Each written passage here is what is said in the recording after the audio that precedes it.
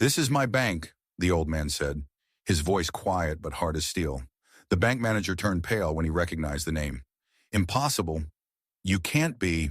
If what's in these documents is true," the assistant whispered, "the entire history of the bank. Boss, did you believe his words? Think of the Harringtons. They will destroy you."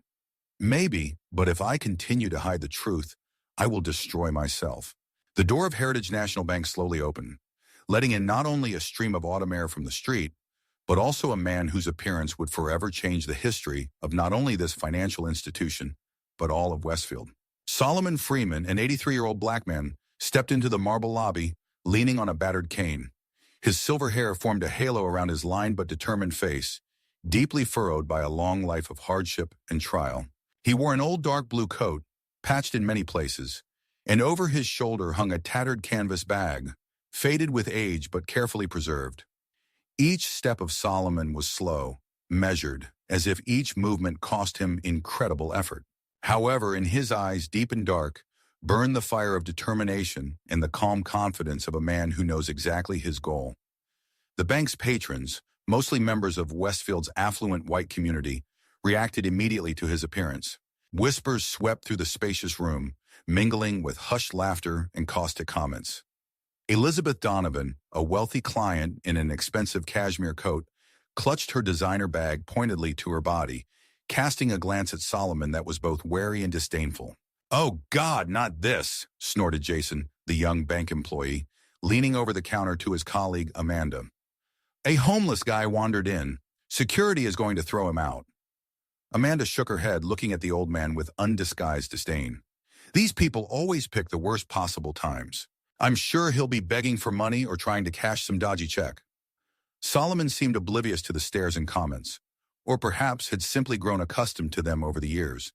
He walked slowly toward the center of the room, his footsteps echoing softly on the marble floor. He stopped, straightened as much as his tired back would allow, and slowly scanned the faces around him, pausing at the main counter where the bank manager sat behind a glass barrier.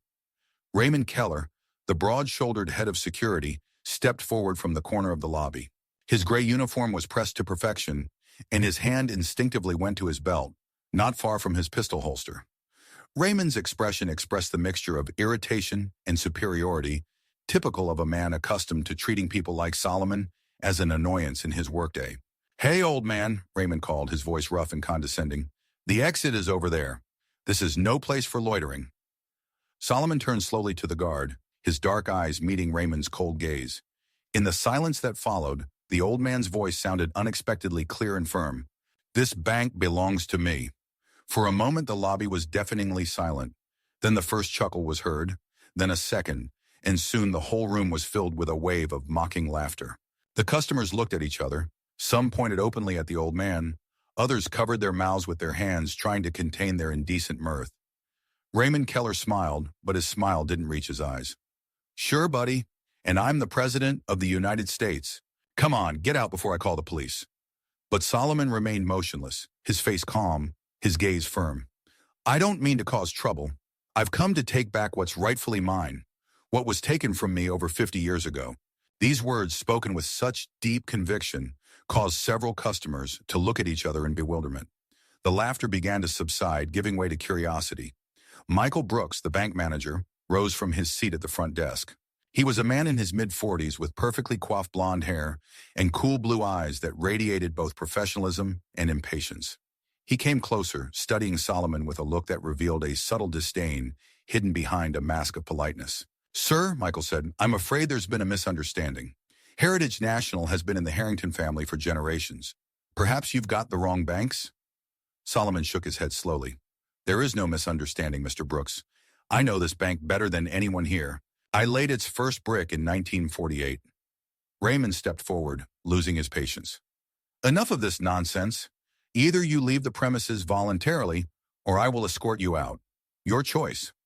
Solomon slowly lowered his canvas bag to the floor. The sound of it hitting the marble echoed unexpectedly loudly through the quiet lobby. All eyes turned to the old bag, which a moment ago had seemed like a homeless person's shabby belongings, but now became the center of everyone's attention. "Everything I need to say is here," Solomon said, slowly kneeling down in front of the bag. His wrinkled hands, despite his age, moved confidently, untying the worn leather straps. Opening the bag, he began to take out the contents, and as they became visible, the faces of those around him began to change. Amazement, disbelief, shock.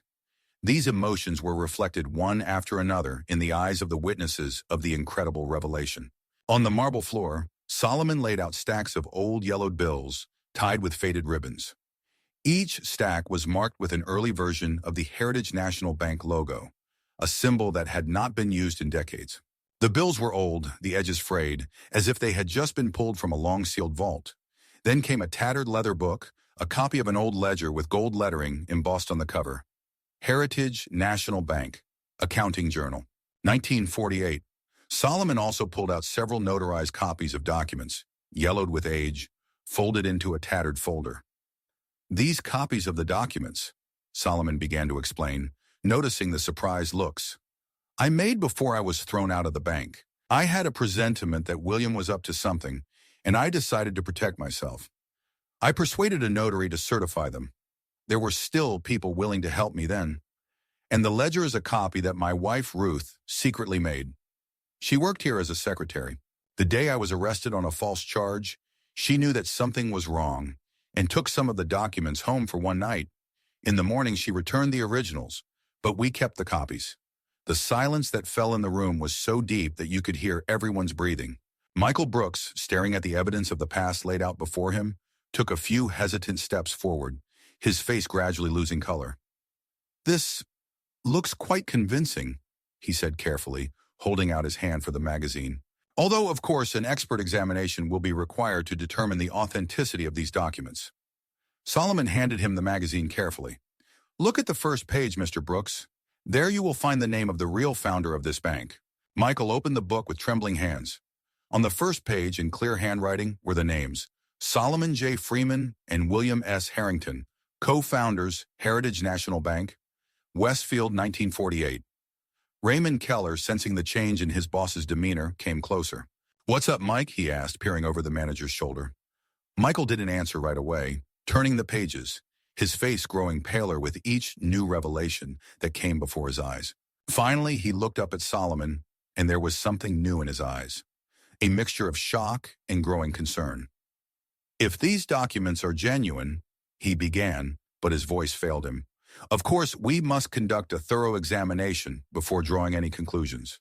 Solomon nodded, his face calm. I've waited over 50 years, Mr. Brooks. I can wait a little longer for the examination. But believe me, every page, every signature is proof of the truth that the Harrington family tried to erase from history. The truth about how a black man's child was taken from him because of greed and racial hatred. By this time, all the customers and employees of the bank had surrounded them, forming a tight ring of spectators of this incredible scene. Many looked shocked, some incredulous, but no one was laughing at the old man in shabby clothes anymore. Solomon rose slowly to his feet, his knees creaking with the effort. Straightening up, he suddenly seemed taller, his presence filling the space differently, not as a pitiful supplicant or a lost vagabond, but as a man of dignity and inner strength. In 1948, he began, his voice, though quiet, filling the space. William Harrington and I founded this bank together. We were partners, friends, I naively believed. I put in every dollar I could save, working day and night. I designed the plans for this building, helped lay these very marble floors. He paused, his eyes clouded with memory. But the Westfield of that time found the idea of a black bank co-owner intolerable. William Harrington began to resent our partnership. He saw how other white businessmen shunned him, how they whispered behind his back. And one day, Solomon swallowed before continuing, he decided it would be best if I disappeared from the bank's history. Michael Brooks continued to leaf through the ledger, his brows drawn together. There are entries here for the initial contributions. At first glance, it does appear that the bulk of the initial capital was contributed by you, Mr. Freeman. Raymond Keller shook his head, his disbelief turning to irritation. This could all be fake. Documents could be aged, signatures forged. We need a professional expert. Of course, Solomon agreed calmly, looking the guard straight in the eye. I'm completely open to any kind of verification, and I have something else that might help corroborate my story. He leaned into his bag again and pulled out some old newspaper clippings, also carefully preserved. These are references in the local press at the time. It says very little about me. A black partner was inconvenient for the bank's public image. But if you look closely, I'm standing in the back row in the photo of the bank's opening. Michael picked up the newspaper clippings, examining the yellowed photographs. Sure enough, in the back row of the group shot, a young Solomon Freeman could be seen, the only black person in the group. These newspaper archives should still be preserved at the Westfield City Library and Historical Society, Solomon added. They cannot be tampered with. Michael accepted the documents, laying them out on a nearby table. His expression grew darker as he studied their contents. The transfer documents do indeed lack your signature. Only the signatures of William Harrington and 2 witnesses. If these documents are genuine, this is very serious. Because I never agreed to give up my share, Solomon confirmed. I was forced out, and then all traces of my existence were erased from all the bank's legal documents. And you decided to come here after 50 years? Raymond asked sarcastically. A little late for justice, don't you think? Solomon's eyes flashed. I tried. Lord, how I tried. I went to every court, every lawyer I could find. But in the 1940s and 1950s, even with all the evidence, a black man couldn't win a case against a respectable white family like the Harringtons. He turned, looking around at everyone. One judge said to my face, know your place. How can a black man own a bank? The doors of justice slammed shut on me one after another. In the end, I was left without a livelihood, without a reputation, without a future. Tears welled up in the eyes of several customers. Others hung their heads as if ashamed of a past that, while not their own fault, still felt like a collective shame. Michael Brooks looked completely lost. Mr. Freeman, if what you say is true, and these documents seem to support it, then we are faced with a very serious situation. The Harrington family is still the bank's majority shareholder. Richard Harrington, William's grandson, is on the board. I know, Solomon nodded. I've followed the history of this bank all these years, watched it grow, prosper, all on the foundations I helped lay, but without my name ever being mentioned. Raymond Keller, who had been listening with growing unease until now, suddenly stepped forward, his hand moving involuntarily to his belt, closer to his holster. Enough of this circus, he said sharply. Mike, you're not taking this story seriously, are you? Think of the consequences. The Harringtons won't be happy if you go ahead with this. Michael seemed torn between contradictions. The documents before him were compelling enough to raise serious doubts, but the consequences of admitting them could be disastrous for his career and the bank's reputation. Mr. Freeman, he finally said, I cannot ignore what you have shown us, but before we take any action, we need to verify the authenticity of these documents. Conduct a proper investigation. Investigation? Raymond interrupted, incredulous. You want to start digging into the Harrington family because of some old papers? Ray, Michael said warningly, but Raymond couldn't stop himself. His face turned red with anger. No, listen to me, Mike. Do you have any idea what's going to happen? The Harringtons own half this town. They have connections in the state government, the police, the courts. They'll crush you like a cockroach. Solomon watched the scene calmly, his face impassive but his eyes filled with deep sadness. The sadness of a man who knew all too well what the guard was talking about.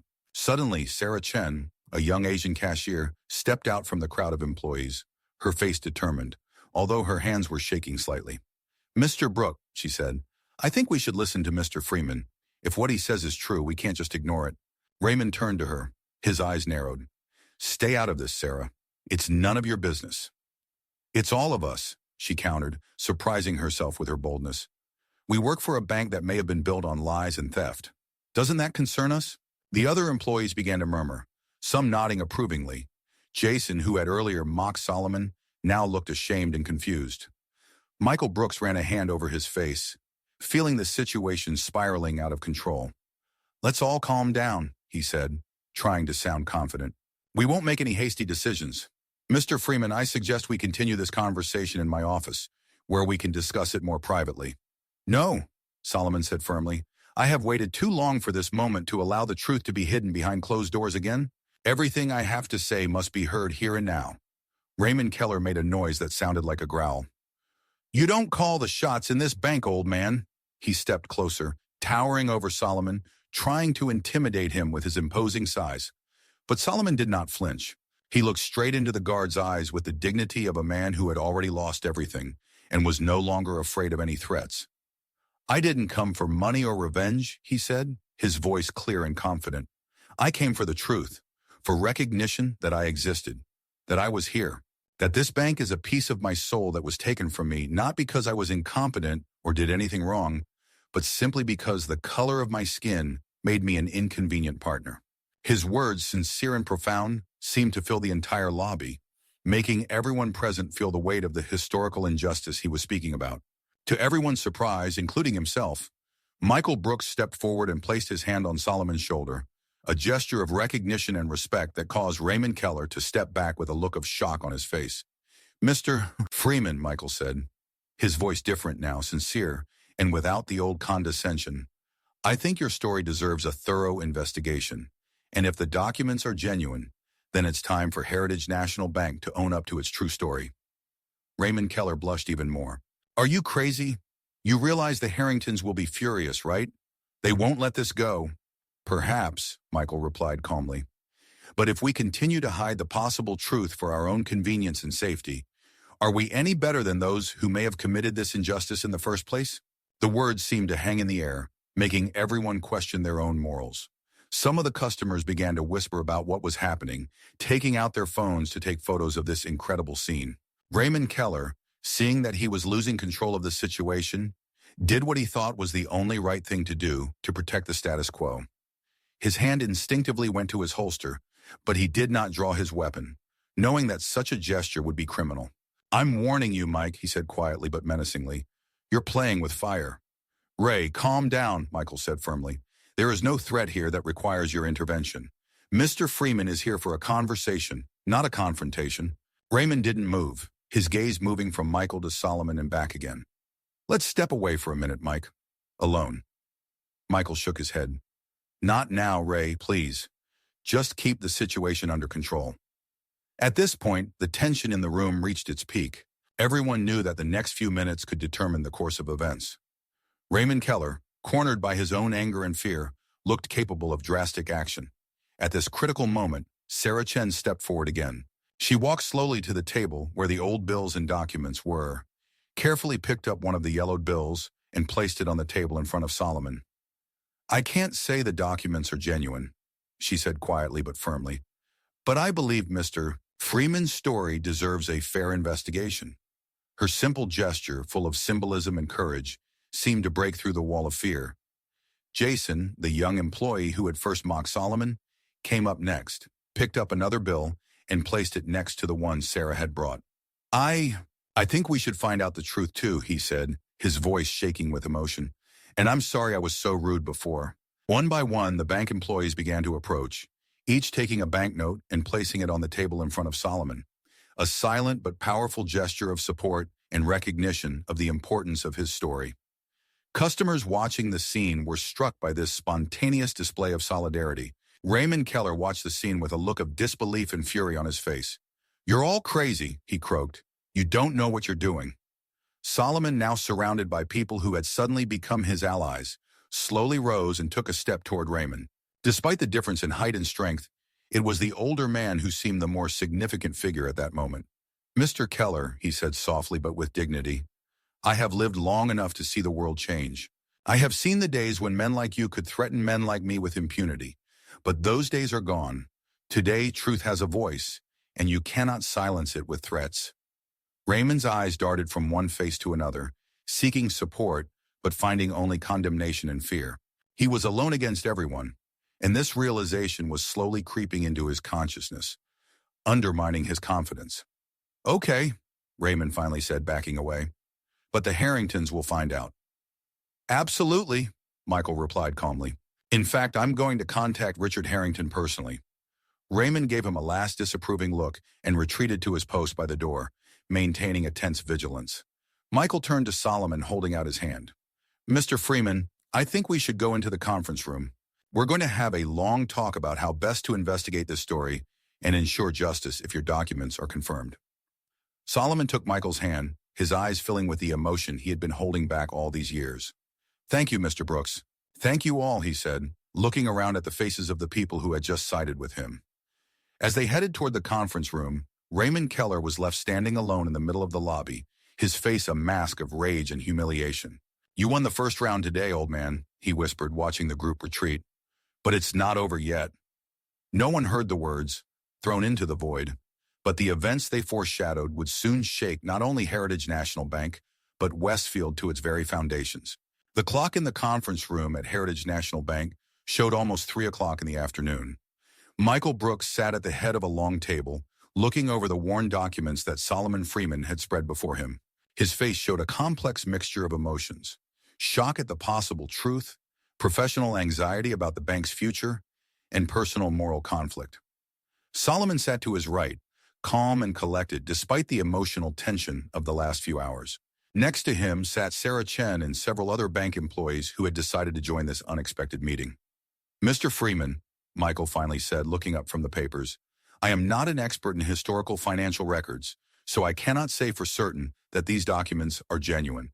But if they are genuine, then the absence of your signature on the transfer documents dated March 19, 1950, the day on which, according to the official history of the bank, you allegedly sold your interest to William Harrington, is a very serious matter." Solomon nodded. "Because I never agreed to the sale. I wasn't even at the bank that day. William called the police 2 days before, accusing me of embezzlement, a completely trumped-up charge. I was detained for 48 hours, and by the time I came out, the bank was officially owned by the Harrington family alone." Sarah shook her head, her eyes shining with tears. This is just awful. How could this happen?" "It was 1950, my dear," Solomon replied softly. "To most white people in Westfield, the idea of a black man owning a bank was scandalous. William tolerated the partnership at first because he needed my seed money. But once the bank got going, I became a liability, a stain on his reputation." He paused, lost in his memories. "You know what hurt the most?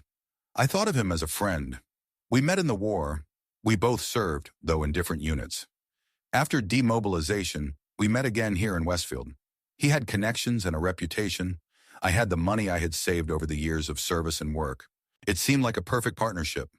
Michael thoughtfully sorted through the documents. "According to these records, you invested 60% of the initial capital." "Exactly," Solomon confirmed. "Everything I had, every cent I earned and saved. I believed in that bank with all my soul." "And after you were eliminated, did you try to get justice through the courts?" asked one of the young employees. Solomon smiled bitterly. "Tried. My boy, I went to every lawyer in 3 counties. Most of them refused to even talk to me once they found out who I wanted to sue. The Harringtons had influence everywhere. Finally, there was one young lawyer idealistic enough to take my case. We went to court, presented all the evidence, original documents, testimony from people who had seen me work to set up the bank." His face darkened. "The judge dismissed the case without looking at me, said the evidence was unconvincing, and told me to know my place. Then my lawyer suddenly moved to another state. I later learned he had been threatened." A heavy silence fell over the room as everyone present realized the depth of the injustice this man had faced. "What happened to you after?" Sarah asked quietly. Solomon shrugged. "Life went on. I tried to find another job, but who would hire a black man with a criminal record? The Harringtons made sure word of my supposed embezzlement spread. Eventually I moved to Chicago, worked as a laborer, then as a janitor, got married, raised a family. My wife Ruth died 10 years ago, never having seen justice for what was taken from us." He took an old worn photograph from his inside jacket pocket and carefully placed it on the table. It depicted a beautiful black woman with kind eyes and a soft smile. "She always believed that one day the truth would come out," Solomon said, his voice breaking for the first time. "Every year on the anniversary of the bank's founding, she would say to me, 'Solomon, don't give up. One day they will listen to you.' It's a shame she didn't live to see that day." Michael took the photograph carefully, studying the face of the woman who had supported Solomon through his ordeal. Then he stood up straight, determined. "Mr. Freeman, I cannot give you back the years that have passed, but I can do everything I can to thoroughly investigate this matter. If your documents are genuine, I will initiate the process of restoring historical justice. As the governor of this bank, I will insist on an independent examination and, if confirmed, a public acknowledgement of your role in the founding of the bank." Solomon shook his head. "Mr. Brooks, I didn't come here for money." "I understand," Michael replied softly, "but fairness includes financial compensation if the facts are proven. Heritage National has become one of the largest regional banks. A 60% stake, even allowing for the dilution of equity over the decades, is a significant amount. You do realize you may face resistance from the Harringtons? Sarah warned. Michael nodded, his expression serious. I understand. Richard Harrington is not a man who easily admits to his family's possible mistakes. But he looked at Solomon. There are times in life when you have to stand up for what you believe is right, regardless of the consequences. At that moment, the conference room door burst open and Raymond Keller burst into the room, his face contorted with rage and clutching a cell phone in his hand. You! He pointed at Michael. Do you have any idea what you've done? I just spoke to Richard Harrington's secretary. He's on his way. He got a call from one of his clients who filmed the whole scene in the lobby. Michael stood up slowly. Thanks for the information, Ray. I think it's time to get ready for this meeting. Prepare yourself? Raymond laughed, but there was no humor in his laughter, only bitterness. Prepare yourself for trouble, Mike. This could end badly for your career. Perhaps, Michael replied calmly, but I must act in accordance with my principles. Raymond shook his head. Such an idealist. I hope your principles will feed your family when the Harringtons force you to leave. With these words, he left, slamming the door loudly. Michael turned to Solomon. Mr. Freeman, I'm afraid our situation has become more complicated. Richard Harrington is a man of influence and determination. He will do anything to protect his family's reputation. Solomon nodded. I expected it. Like father, like son as they say. His grandfather was the same way, willing to do anything for power and position. What should we do? Sarah asked, her voice shaking with excitement. Michael thought for a moment, then looked at his staff decisively. Get all the paperwork ready. Make copies. Make sure every piece of evidence Mr. Freeman provides is preserved until it can be fully examined. If Richard Harrington thinks he can keep this story quiet, he's going to have to face the facts. He turned to Solomon. Mr. Freeman, I can't guarantee that everything will go smoothly, but I promise that I will do everything in my power to ensure that your story is properly investigated. Solomon looked at him long and hard, as if assessing the sincerity of his intentions. Then he nodded slowly. You know, Mr. Brooks, in all my life I have met few white men willing to risk their well-being for the sake of the truth. I am grateful to have met another one today. These simple words, spoken with such dignity and without a trace of bitterness, made everyone present realize the significance of the moment when the past and the present converged at the point of possible healing of a historical wound. And then they heard the sound of an approaching car, braking sharply at the bank's main entrance. Richard Harrington had arrived, and the showdown was imminent. The conference room door swung open again, this time even more abruptly. Richard Harrington stood there, a tall, slender man in an impeccable designer suit, with a well-groomed face and hair touched with gray at the temples. His icy blue eyes, reminiscent of his grandfather's, quickly assessed the situation in the room, lingering on Solomon with barely concealed surprise. He was followed by two men, one holding a leather briefcase which marked him as a lawyer, the other in a formal suit, appeared to be his personal assistant. Michael? Richard's voice was calm, but there was a hint of subdued alarm in it. I suppose you could explain to me what's going on here. Michael stood up, trying to look confident. Mr. Harrington, we have an emergency. Mr. Freeman has provided documents that may indicate that he was a co-founder of the bank with your grandfather, and that his rights may have been violated in 1950. Richard laughed, but his laugh was cold and humorless. Michael, I always thought you were a reasonable man. So what? You believed a man who brought a stack of yellowed papers? This is not serious. These aren't just some papers, Mr. Harrington, Michael said firmly.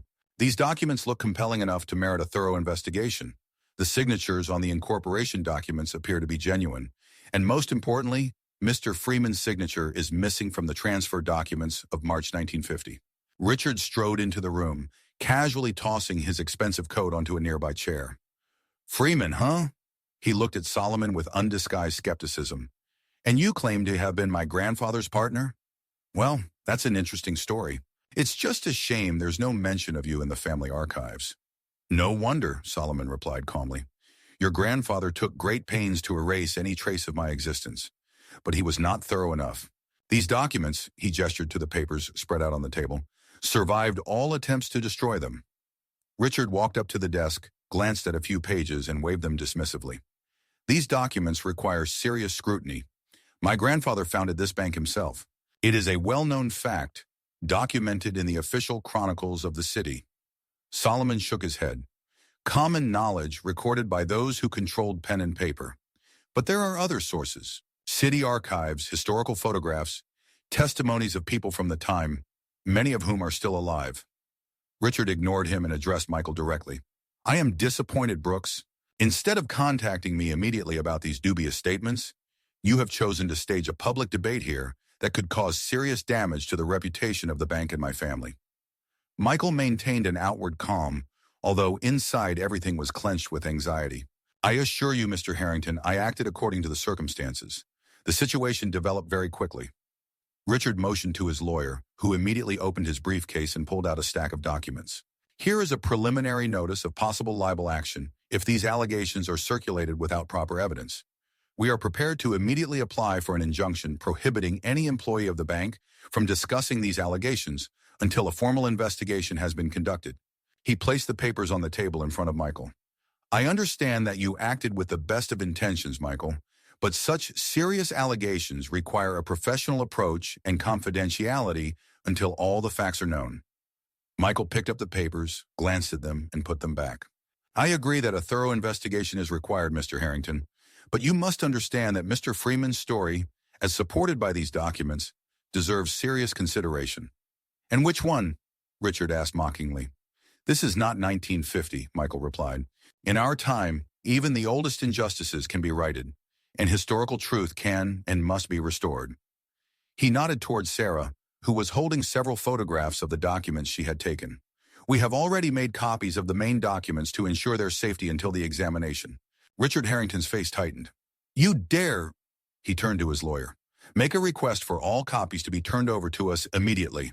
The lawyer nodded and began to write something down when Solomon said quietly, Mr. Harrington, let me ask you straight. Did you ever hear your father or grandfather say anything about a black partner in the early days of the bank? Richard froze, and for a moment something like uncertainty flickered in his eyes. My grandfather never mentioned any partnership. He always said he built this bank with his own hands. What about the old photographs of the bank's opening? Solomon continued. Have you ever noticed the black man in the back row? The one who strangely appears in all the official photographs of the bank's first year, but then disappears without a trace? Richard didn't answer, but his silence was more eloquent than any words.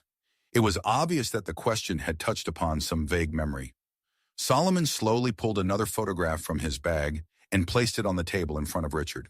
This is the grand opening of the new bank vault in December of 1948. I am standing next to your grandfather. He is holding the scissors to cut the ribbon, and I am holding the key. Richard took the photograph and stared at it for a long moment, his face gradually losing its confidence. That doesn't prove anything. You could just be an employee. The employee who was given the symbolic key to the new vault in a formal ceremony? Solomon countered softly. Consider, Mr. Harrington, in 1948, a black man in such a position would have been unheard of unless he had a special status. Richard paled noticeably. He turned to his lawyer, who looked equally concerned. James, Richard said quietly, we need to do our own investigation before we go any further. The lawyer nodded and began to whisper something in Richard's ear. He listened, his face growing more and more tense. After a short meeting, Richard turned to Michael. I acknowledge that the situation is more complex than I initially assumed. We will conduct a thorough investigation into these allegations. He then turned to Solomon. Mr. Freeman, I am not prepared to accept the truth of your allegations, but I agree that they deserve serious consideration. I propose the following. We hire an independent company to conduct an examination of your documents and examine the archives. If sufficient evidence is found to support your version of events, we will continue to discuss compensation and recognition. Michael looked at Solomon. That's a fair offer, Mr. Freeman. It will give us time to verify the authenticity of the documents and gather additional evidence. Solomon nodded. I've waited over 50 years, Mr. Harrington. I can wait a little longer for the truth to be established, but I want to be involved in this process to make sure it's transparent. A reasonable request, Richard agreed reluctantly. At that moment, the conference room door opened again, and Raymond Keller walked in. His face expressed a mixture of alarm and surprise. Mr. Harrington, Mr. Brooks, he said, you'd better take a look at what's going on outside. What exactly? Richard asked sharply. Raymond hesitated. People. A few journalists and I think a historian from the local college. They're gathering outside the bank. One of the customers must have spread the word about what was going on. Richard frowned. How fast? Social media, Sarah explained quietly. Information spreads instantly. Several customers were taking photos in the lobby. Richard rushed to the door, followed by his lawyer and assistant. Michael, Solomon, and the others followed them out into the bank lobby. What they saw stopped everyone in their tracks. Through the bank's glass doors and windows, they could see the sidewalk in front of the entrance, where about a dozen people had gathered, including 2 journalists with cameras and microphones, and an older man Michael recognized as a history professor from a local college. Wonderful, Richard muttered sarcastically. Now this will be a local sensation. Solomon walked forward slowly, stopping next to him. Not a disaster, Mr. Harrington. An opportunity to establish historical truth and perhaps correct a past error. He pointed to the small group gathered. Look at them. This is not an angry mob. These are people who are interested in the history of their city and want to know the truth. Solomon turned to Richard, and there was no malice in his eyes but genuine understanding. Your grandfather made a choice based on the realities of his time. Now you have a chance to make a different choice, to become not just a keeper of the family tradition, but a person who boldly faces the possible mistakes of the past and corrects them. Richard looked at the old man, his face a mask of warring emotions, wariness, worry, and perhaps a glimmer of doubt. Then his gaze moved to the small group outside, to the cameras poised to record the proceedings. What do you propose? He finally asked, his voice sounding much less confident than before. A joint statement, Solomon replied, announced the opening of a historic investigation into the circumstances of the bank's founding. Acknowledge that documents have been discovered that could change the official version of history. Show that the Harrington family is willing to engage in open and honest dialogue with the past. Richard closed his eyes, his shoulders tensing as if under an invisible weight. When he opened them again, something had changed in his gaze. I cannot simply accept your version of events, he said slowly, but I am prepared to agree to a transparent investigation of this matter. And if your documents are confirmed, he took a deep breath, I am prepared to do whatever is necessary to restore historical justice. He extended his hand to Solomon. Mr. Freeman, I propose a temporary truce. Let us find out the truth together, whatever it may be. Solomon looked at the outstretched hand for a long moment. Then, with the dignity of a man who had never lost faith in humanity, even in the face of the deepest injustice, he shook it. I agree, Mr. Harrington. Let the facts and documents speak. This gesture of mutual respect caused spontaneous applause among the bank employees standing nearby, and gradually spread to the customers in the lobby. Through the glass doors, people outside could be seen watching this scene of reconciliation with interest. Richard turned to Michael. Brooks, I think we should make a brief statement to the press. Nothing specific, just an announcement that we're launching a historical study that may shed new light on the bank's early years. Michael nodded, relieved that the situation had not escalated into open conflict. Yes, that's a reasonable solution. As they spoke, Sarah walked up to Solomon and gently touched his arm. You've taken the first step, Mr. Freeman, she said quietly. After all these years, your story will finally be heard and explored. Solomon looked at the bustle around him. The reporters being led into the bank, Michael preparing his statement, Richard making a difficult decision.